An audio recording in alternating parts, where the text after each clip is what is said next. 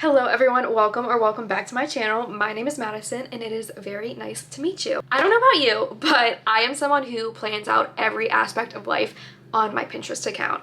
I love Pinterest so much. I used to think that it was just an app for moms who like to craft and cook, but I realized that it wasn't, and it is for us aesthetic reading girls. Especially whenever I'm reading, I love to go in and make boards based on the books that I'm reading, and that's been something that I have been enjoying doing a lot lately because it just makes that book so much more real, more enjoyable.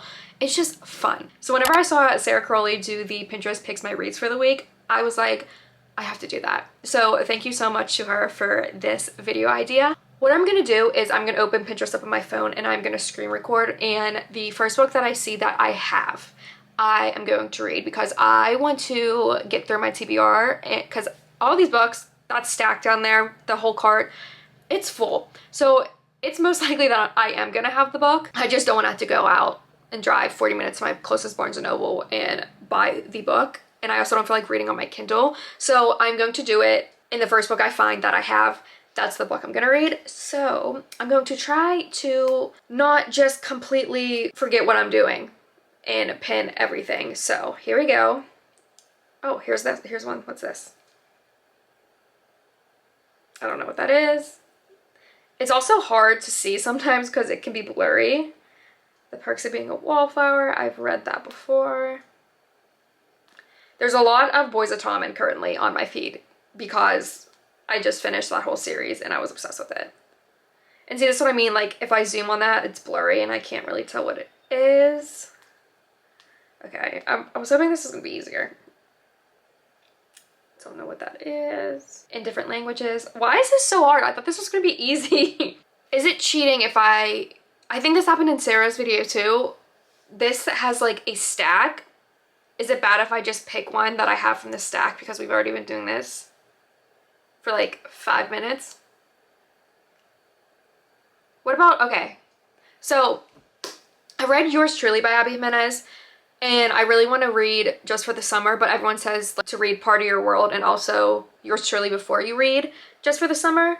And this one has Part of Your World in it. So I think that's gonna be the first book that Pinterest chooses for us. So let me go get it. It's literally right here on like the very top stack of my books almost, because I recently bought it because I really want to read Just for the Summer. So I don't even know what this one's about. This follows Daniel and Alexis is trying to basically be a people pleaser and please her family, who wants her to become this world-renowned surgeon, but she's fine with just being a mere ear doctor. And she meets Daniel, who is a carpenter, and he's 10 years younger than her, and she just doesn't feel like she'll fit into his world, is what I'm getting from it. It says, with so many differences between them, how can Alexis possibly choose between her world and his?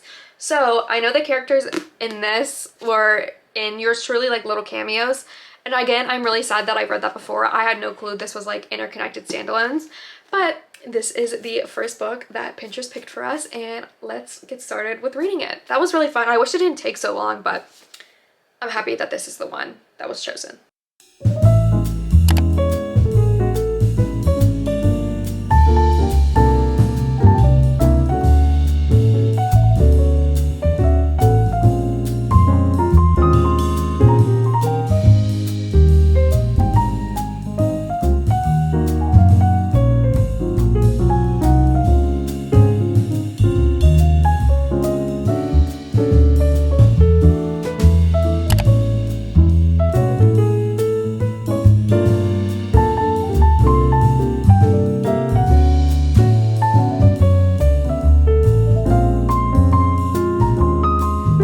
Hello you guys, this is my first update for Part of Your World by Abby Jimenez. I'm about a little over halfway. I will say something about Abby Jimenez's books. Again, I've only ever read Yours Truly, but I felt the same exact way whenever I started this.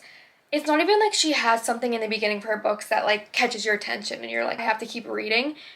It is the way that she writes that just captures you, and like I'm like, this is like really easy to read. And it makes me just want to keep turning the page because her writing is so easy, but it's also so captivating. I don't know if that makes sense, but it's like from page one, you're just like, this is an easy book that I'm going to read. Her writing is just really, really good. As far as the book itself, I am enjoying it. It is just like your typical romance, I feel like, so it's kind of predictable. what I'm seeing from the characters, I'm really enjoying. It follows Daniel and Alexis. The only thing that pisses me off a little bit is with Alexis, you can tell from the back of the book, like, she is someone who grew up with money. She's a doctor, her whole family's surgeons, and Daniel is just kind of like the rough guy from a small town. And it kind of pisses me off how she not treats him, but she kind of hides him from her life and everything, because it's just like, you're like 38, grow up. He's younger than you and he's more mature than you. That's like how I feel about it. But other than that, I love the way that Abby is capturing like how it feels whenever you have a crush in both of their point of views. Whenever I'm reading it, like, they're just like, oh, I can't wait for her to call me. We talked for hours. I can't wait to see them next. Like, it's just like really cute. But yeah, that's my update so far. I don't really know where it's going plot wise. It's not like a heavy plot. I feel like the only plot is her coming from these surgeons and having to live up to what her dad wants, and her dad would never accept like a guy from a small town like this who doesn't have anything to bring to the table in the medical field. So that's like the only really plot that we have going on.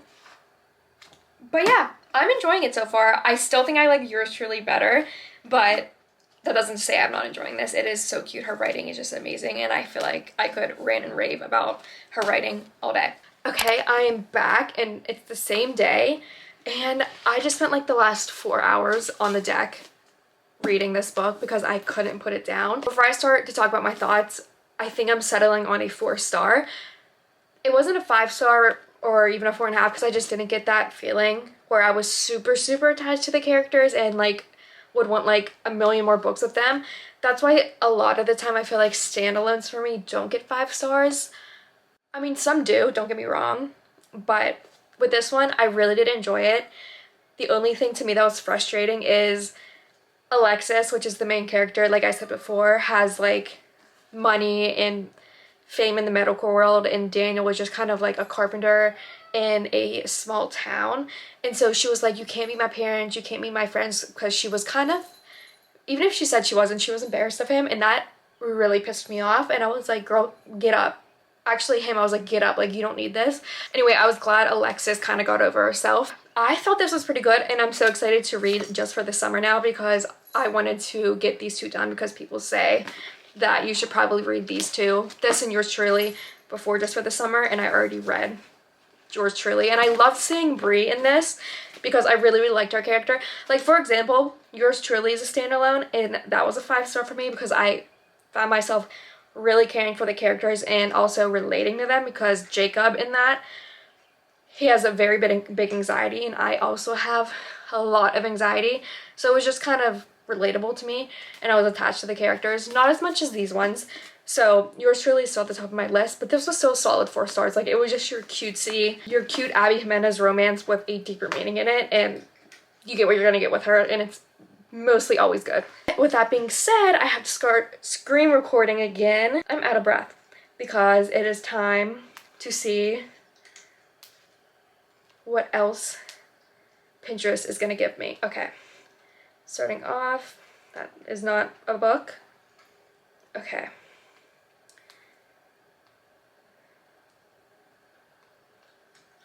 What's this one? I think that's in a different language. I read Normal People. I love that book. I'm probably gonna like chop some of this up because I don't want you to be bored with me not being able to find anything. I feel like the most like popular book I've seen on here has been A Little Life, and I'm never gonna read that book because I know what it would do to my mental health. Okay, I found one. So what about this one? We have Love Redesigned by Lauren Asher, and this is actually on my summer TBR because I have Love Unwritten. It's coming out sometime this summer, but I do want to read Love Redesigned because, okay, so Lauren Asher is the author of the Dreamland Billionaire series, and I only read the first one, which is the fine print, and I did not like it. I still need to read the second and the third one. I just did not like the characters in the first one. So I want to read a Redesigned series because I know a lot of people like that. And if I like it, then I will continue the Dreamland Billionaire series. But I have Love Redesigned already bought and on my TBR. And the only thing that scares me is how I feel about these thick ass romance books. Like, romance books should be this thick. Like, that is so many pages. How many pages is this? This is like 500 pages. But I'm going to take this sticker off and then I'm going to start reading and I will update you guys. I think I'm going to annotate this one because the purple colors are really pretty, and I've seen stuff on Pinterest and Bookstagram of Love Redesigned, and there's some really cute quotes and moments in this. So I am going to start reading Love Redesigned by Lauren Asher and give her a second shot. I'm literally one chapter in. I just came inside to shower, but this is my public service announcement to all romance authors to put maps of the little small town where the romance takes place, because usually you only see that in fantasies for world building. This is the first book I ever read that has a freaking map of the tiny little small town that this romance is taking place. That is like genius and also so cute. I'm literally on chapter 2, but I had to document that because that is fucking adorable.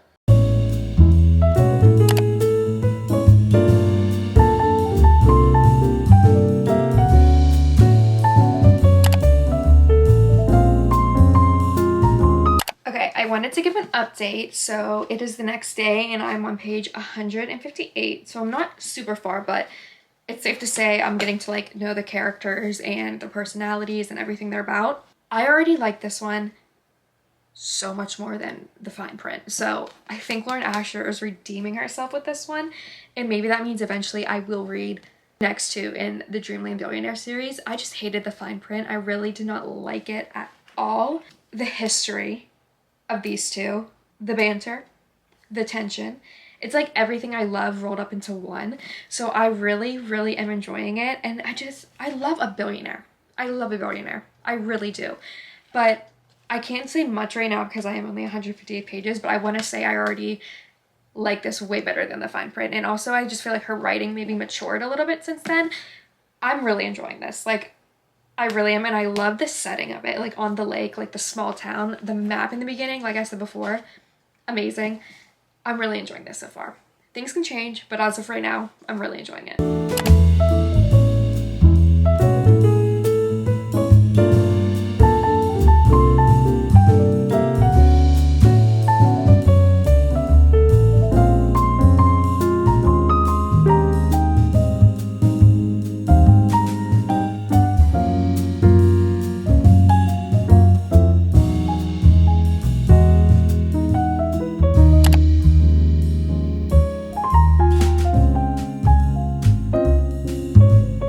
Finished Love Redesigned last night, and if you can't tell by the tabs, I love this book.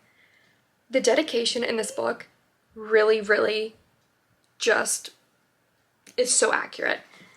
I'll insert a picture, but if you don't know what the dedication is in this book, it says, "To those whose love language is words of affirmation, your praise kink is safe with me," in Julian Lopez.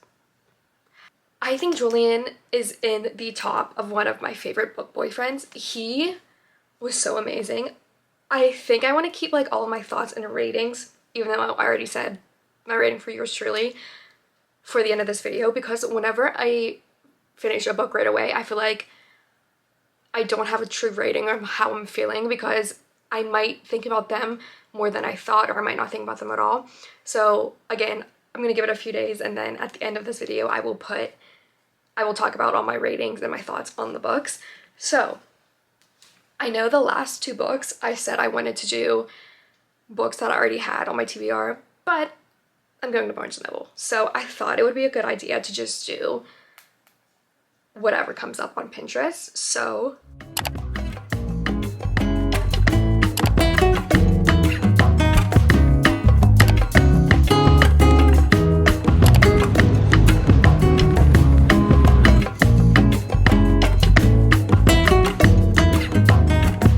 hi guys, we have the bangs clicked back because you don't even know what I just went through. So I get to Barnes & Noble, as you saw. Picking Daisies on Sundays isn't sold in Barnes & Noble. It's not sold in Target, which I was shocked because that's like a pretty popular book. Like, I've seen it multiple places. I've seen multiple people read it and review it. So I was quite shocked. So I had to sit down in the Starbucks in Barnes & Noble, start screen recording on Pinterest again, and find one. As I was looking in Starbucks, the first one that came up was One Italian Summer by Rebecca Sorley. I believe that's how you pronounce it. So I bought it, and this is the one we are going to read. If you don't know what this one is about, basically Katie's mom dies and she's kind of reeling from that death, but she decides to go on the trip that her and her mom are going to take, and the trip is to Italy, basically going through the route that her mom did in her 30s. But when she gets there, she actually comes face to face with her mom while she was in her 30s, so she's kind of living through it with her and meeting this new version of her mom that she never met before. It's quite short, so I think I might even do another Pinterest picks a book off my TBR for this one.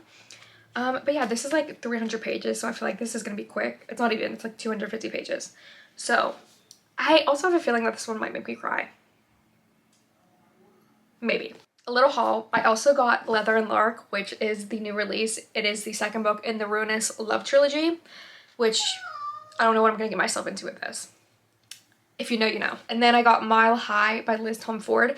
Now, I know people hate this one, but they like the other two in the Dirty Air series, so I'm going to give this one a shot.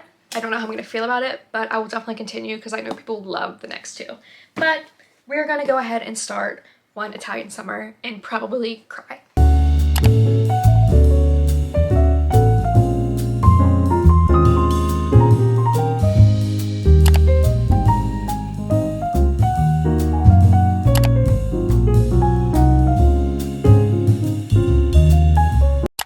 Okay, I'm currently outside. I don't even know if you can see me, but I'm like about halfway through. This is like a really quick read. I definitely am enjoying it. It is a little boring at times, and I kind of hate the narrator. But I usually hate the narrator in books. I can't even lie. Sometimes it just really pisses me off. Yeah, I mean, it's just like a quick read. I feel like this is just going to be a book that I'm going to enjoy while I'm reading it. But after, I'm probably never going to think about it ever again. But it's cute. I like the setting. It's set in, I don't even know if, I'm on day 300 of my Duolingo, and I don't even know if I'm going to pronounce this right. Positano in Italy. But yeah, I mean, the setting's beautiful. All the food and the drinks they're describing makes me want to go really bad. But yeah, I mean, it's a quick little read. I will update you whenever I'm a little bit further into it.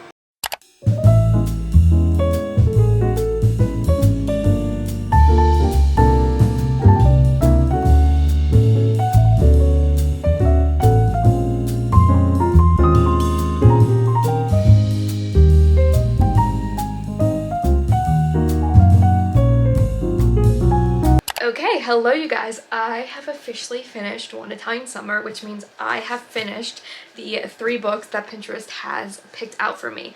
So, a little bit of stats. I just picked out 2 romance books and 1 literary fiction book. I read 1,136 pages, and the average rating was actually